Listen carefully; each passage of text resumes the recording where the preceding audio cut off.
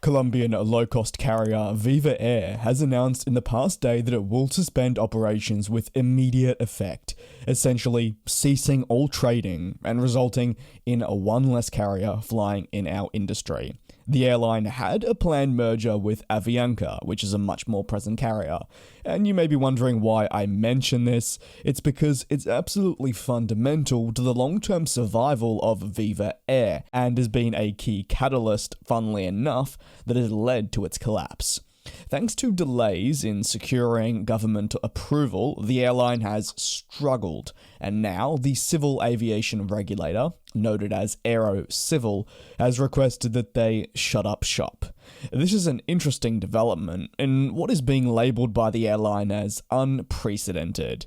It might though not totally be over for Viva Air, as this shutdown is not your standard typical bankruptcy. Why, you may ask? Well, the airline will still work closely with regulators to look towards preserving capacity and internally too. They want to restart operations once more at a future date and get that approval of a merger with Avianca. But there's still Aero Civil that will have to give off the final approval.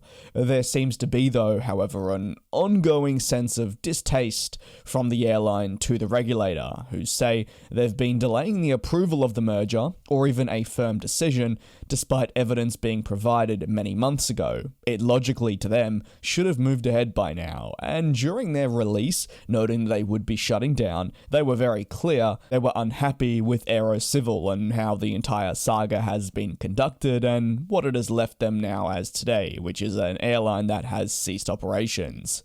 Viva Air said that they were working tirelessly to prove that the merger should take place, submitting the documents back in 2022, but it's worth noting at this point it was rejected in 2023, very early stages. The decision was once again put up in the air and debated. It's why the low-cost airline is filled with confusion as to why it had to reach this point. The airline has further called out the regulator, calling it incompetent. What are your thoughts though? It's not your typical shutdown. Will the merger finally get over the line, or will the regulator continue to be standoffish about allowing it to go ahead? And will Viva Air therefore stand no chance at a potential return to the industry in whatever capacity, whether that be flying with an alliance, completely merged into Avianca, or solely as themselves? You can let me know down below in the comments. Thank you very much for tuning into this video. Again, apologies for the lack of videos over recent days. I will do my best to get some fresh content up in the future. Take care, and I'll see you next time.